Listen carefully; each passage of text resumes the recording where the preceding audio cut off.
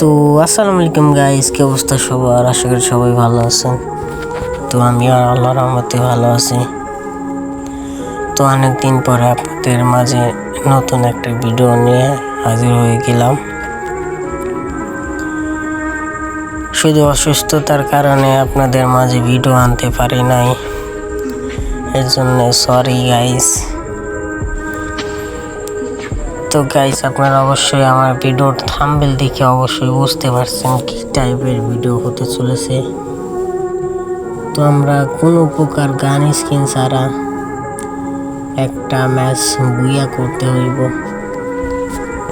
তো চলেন দেখা যাক ম্যাচটা বুইয়া করতে পারে কিনা।